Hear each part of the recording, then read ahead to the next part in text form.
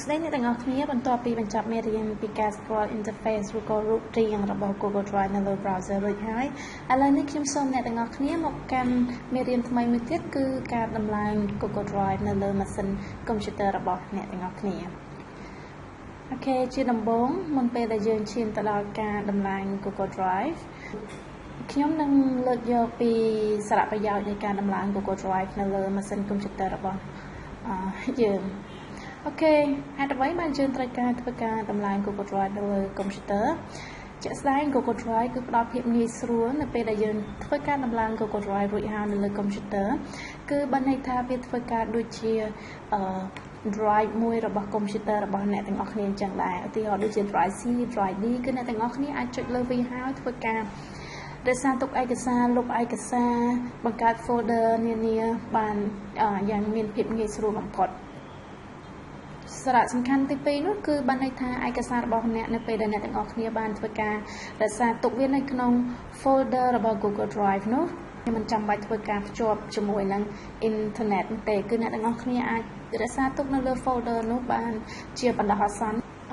បន្ទាប់ពីកុំព្យូទ័ររបស់អ្នកទាំងអស់គ្នាភ្ជាប់នៅអ៊ីនធឺណិតនៅពេលក្រោយមកទៀត Google Drive នឹងធ្វើការ synchronize គឺវា update ទៅកាន់ server ហើយនៅរាល់ឯកសារទាំងអស់របស់អ្នកទាំងអស់គ្នាអញ្ចឹងបានន័យថាអ្នកទាំងអស់គ្នាមិនចាំបាច់ភ័យបារម្ភនៅក្នុងការធ្វើការរក្សាទុកឯកសារនៅក្នុង Drive មួយនោះដោយមិនមានអ៊ីនធឺណិតនោះទេសារៈសំខាន់ទី3គឺបានន័យថាអ្នកទាំងអស់គ្នាមិនចាំបាច់ចូលទៅកាន់ browser វាគឺភ្ជាប់គ្នាជាមួយនឹងចំណុចទី2បើសិនជាអ្នកទាំងអស់គ្នាប្រើប្រាស់ browser គឺបានន័យថាលុះត្រាតែអ្នកទាំងអស់គ្នាមាននៅ internet connection ក៏ប៉ុន្តែជាមួយនឹង Google Drive នៅលើ PC អ្នកទាំងអស់គ្នាមិនចាំបាច់ត្រូវការ browser ហើយក៏មិនចាំបាច់ត្រូវការ connection ដែរគឺអ្នកទាំងអស់គ្នាប្រើប្រាស់បានធម្មតាហើយមិនចាំបាច់ធ្វើការ log in នោះទេទាំងអស់នេះគឺជាសារៈសំខាន់នៃការប្រើប្រាស់ Google Drive នៅលើ PC របស់អ្នកទាំងអស់គ្នាអូខេឥឡូវនេះយើងចាប់ផ្ដើមចូលមកដល់ជំហានបន្ទាប់ទៀតគឺចាប់ផ្ដើមធ្វើការ install Google Drive នៅលើកុំព្យូទ័រតែម្ដងជំហានដំបូងនៃការ install Google Drive នៅលើ PC គឺអ្នកទាំងអស់គ្នាត្រូវចូលទៅកាន់ browser ហើយ log in ចូលក្នុង account របស់អ្នកទាំងអស់គ្នាដើម្បីទាញយកនៅកម្មវិធី Google Drive នោះយកមកប្រើប្រាស់នៅក្នុងការ install អូខេឥឡូវនេះអូខេដើម្បីចូលទៅកាន់ Drive នៅលើ browser គឺសូមចូលទៅសូមវាយអាសយដ្ឋាននេះគឺ drive.google.com នៅលើ address bar បន្ទាប់មកទៀតគឺ enter អូខេឥឡូវនេះបន្ទាប់ពី enter ហើយវានាំអ្នកទាំងអស់គ្នាមកដល់ទំព័រមួយនេះគឺគេទៅ say ថា all your files ready where you are ហើយនៅខាងក្រោមនេះគឺមាន go to Google Drive អញ្ចឹងបើសិនខ្ញុំត្រូវការចូលទៅក្នុង Google Drive ដើម្បីទាញយកកម្មវិធីខ្ញុំសូមចុចលើប៊ូតុងនេះអូខេបន្ទាប់ពីចុចហើយគឺវានឹងតម្រូវឲ្យអ្នកទាំងអស់គ្នា sign in ជាមួយនឹង username ហើយនិង password ដែលអ្នកទាំងអស់គ្នាបានធ្វើការបង្កើតនៅមេរៀនមុនអញ្ចឹងខ្ញុំសូម sign in ជាមួយនឹង username របស់ខ្ញុំហើយ username នេះអ្នកទាំងអស់គ្នាអាច sign in ដោយប្រើប្រាស់តែឈ្មោះឬក៏ប្រើ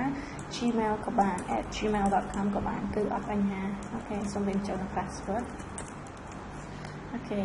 ខេសូមចូល sign in អូខេបន្តបន្ទាប់ឥឡូវនេះខ្ញុំបានចូលមកដល់drive របស់ខ្ញុំហើយដោយសារតែខ្ញុំស្ថិតនៅលើ user របស់ខ្ញុំហើយនេះគឺជា drive អាសយដ្ឋានរបស់ Google Drive អូខេឥឡូវនេះខ្ញុំចូលមកដល់ Google Drive នៅក្នុង browser ហើយនេះគឺជារូបរាងរបស់ drive របស់ខ្ញុំដោយសារខ្ញុំអត់ទាន់មានឯកសារដែលដាក់នៅលើ drive ហ្នឹងទេអញ្ចឹងវាមានតែមួយនេះគត់ដែលជាឯកសារដែលផ្ញើមកពី Google អំពីរបៀបនៃការប្រើប្រាស់ Google Drive ឥឡូវនេះសូមចូលមកដល់រកកន្លែង download អូខេដើម្បី download យក Google Drive គឺយើងចូលមកកាន់រូបសញ្ញាស្ពឺនេះគឺ setting សូមចុចលើវាបន្ទាប់មកទៀតអ្នកទាំងអស់គ្នានឹងឃើញពាក្យថា download drive អញ្ចឹងសូមចុចទៅលើ download drive អូខេមកដល់ជំហានមួយទៀតហើយទីនេះគឺ តម្រូវឲ្យអ្នកទាំងអស់គ្នាជ្រើសរើសប្រភេទនៃឧបករណ៍របស់អ្នកទាំងអស់គ្នាឧទាហរណ៍ឥឡូវនេះយើងឃើញប៊ូតុងមួយនេះគឺយើងគ្រាន់តែ mouse over លើវាទៅនឹងឃើញមានជម្រើស3ជម្រើសគឺទី1 Mac and PC គឺ download drive សម្រាប់ធ្វើការដំឡើងនៅលើម៉ាស៊ីនកុំព្យូទ័រប្រភេទ Mac ហើយនឹងមួយទៀតគឺជា PC គឺកុំព្យូទ័រយើងធម្មតាហើយខាងក្រោមគឺ Android devices ហើយ iPhone and iPad អញ្ចឹងដោយសារខ្ញុំត្រូវការធ្វើការដំឡើងនៅលើ PC របស់ខ្ញុំសូមចុចទៅលើ Mac and PC បន្តមកទៀតវានឹងចេញនៅប្រអប់មួយនៅទីនេះគឺជាលក្ខខណ្ឌនានារបស់ Google ហើយអ្នកទាំងអស់គ្នាសូមអាននៅលើលក្ខខណ្ឌទាំងអស់នេះបើសិនជាអ្នកទាំងអស់គ្នាមានបញ្ហាមិនយល់ព្រមជាមួយនឹង terms of service ទាំងអស់នឹងរបស់ Google ទេអ្នកទាំងអស់គ្នាមិនចាំបាច់មិនអាចធ្វើការ download បានទេអញ្ចឹងបន្ទាប់ពីអានយល់ដឹងហើយអ្នកទាំងអស់គ្នាត្រូវបន្តទៀតជាមួយនឹងការចុចលើប៊ូតុងនេះគឺ accept and install បានន័យថាទទួលយល់ព្រមហើយចាប់ដើមធ្វើការដំឡើងសូមបញ្ជាក់ចំណុចមួយនេះគឺ optional បានន័យថាចុចក៏បានមិនចុចក៏បានមិនជ្រើសរើសក៏បានគឺGoogle ចង់ឲ្យអ្នកទាំងអស់គ្នាធ្វើការសហការដោយនៅពេលដែលរាល់មានបញ្ហានានាក្នុងការប្រើប្រាស់ Google Drive គឺអ្នកទាំងអស់គ្នាអាចធ្វើការផ្ញើ report ទៅកាន់ Google បានហើយខ្ញុំសូមទុកវាដដែលអូខេសូមបន្តឥឡូវនេះយើងមកដល់ទំព័រមួយទៀត Thanks for downloading Drive បន្ទាប់ពីមកដល់ page នេះគឺហើយសូមមើលបើសិនជាករណី file ហ្នឹងមិនត្រូវបាន download ចេញមកទេអ្នកទាំងអស់គ្នាអាចចុចនៅទីនេះបន្ថែមទៀតគឺចុចម្ដងទៀតគឺដើម្បីសាកល្បងម្ដងទៀត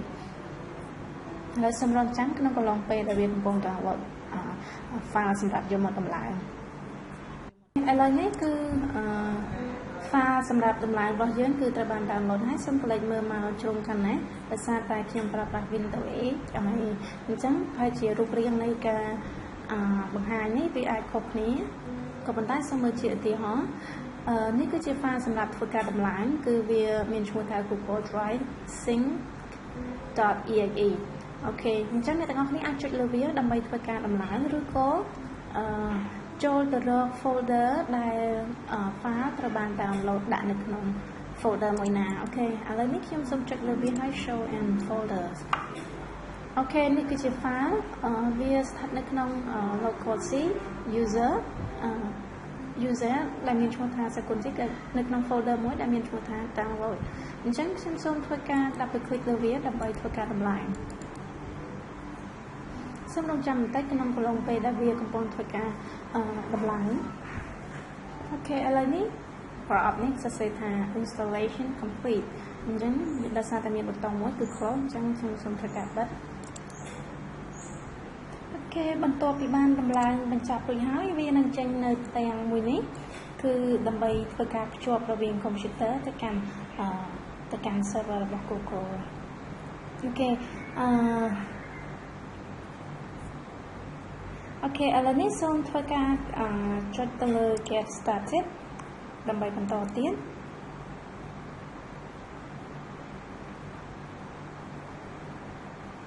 មកដល់ទីនេះវាតម្រូវឲ្យអ្នកទាំងអស់គ្នាធ្វើការ sign in ចូលម្ដងទៀតសូមវាបញ្ចូលនៅ username និង password អូខេរួចហើយសូម sign in នេះជាដំណាក់កាលបន្តទៀតហើយនៅខាងលើនេះជាក់ស្ដែងគឺវាមាន description រួចហើយគឺបានន័យថាការពិពណ៌នាពីអត្ថប្រយោជន៍ក៏ដូចជាការប្រើប្រាស់ Google Drive ជាដើមអូខេសូមបន្តទៀតដូចគ្នាគឺភ្ជាប់រវាង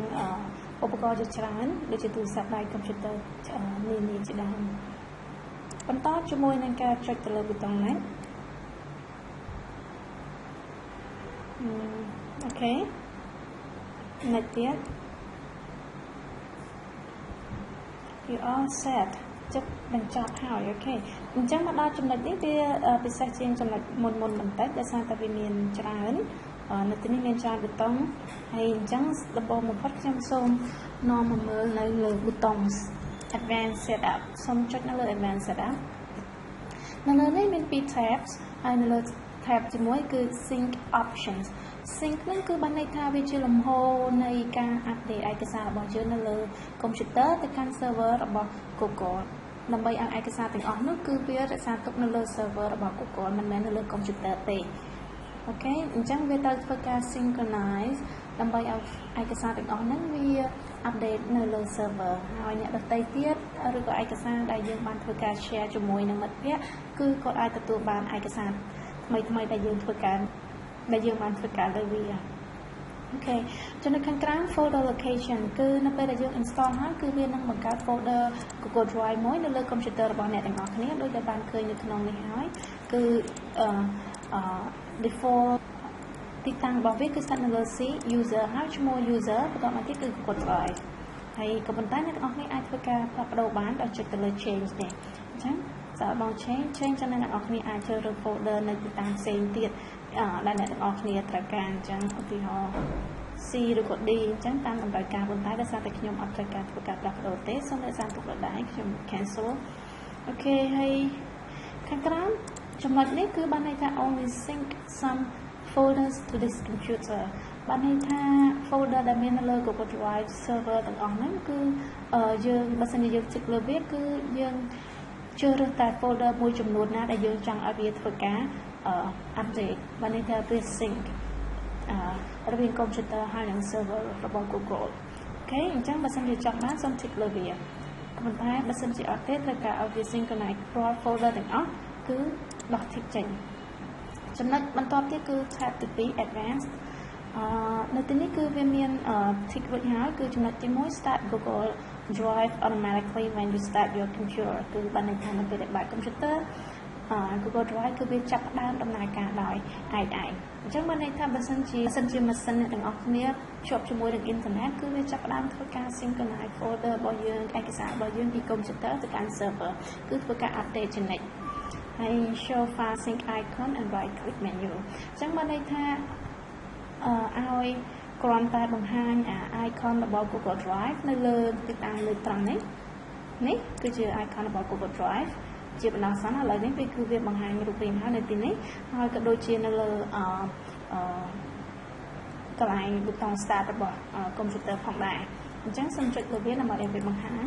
ហើយខាងនេះអ្នកទាំងអស់គ្នាមិនចាំបាច់ profile អីទេអូខេឥឡូវនេះដោយសារតែប៉ុណ្ណឹងចប់ហើយខ្ញុំសូមធ្វើការបន្តទៀតជាមួយនឹង start sync បានន័យថាចាប់ផ្ដើមធ្វើការលំហូរនៃឯកសាររបស់យើងរវាង Drive នៅលើ computer ហើយនឹង Drive នៅលើ serverអូខេនេះគឺជា Drive អ្នកទាំងអស់គ្នាឃើញហើយនៅខាងឆ្វេងដៃនៅលើ Windows Explorer នេះអ្នកទាំងអស់គ្នានឹងឃើញមាននៅខាងលើនេះគឺ Google Drive folder អូខេអរគុណច្រើនចំពោះតាមដានហើយនឹងយកចិត្តទុកដាក់ស្ដាប់ហើយនឹងរៀនតាមមេរៀនពីការដំឡើង Google Drive បើសិនជាអ្នកទាំងអស់គ្នាធ្វើបានជោគជ័យហើយសូមបន្តមេរៀនទៅមេរៀនបន្តទៀតអរគុណច្រើន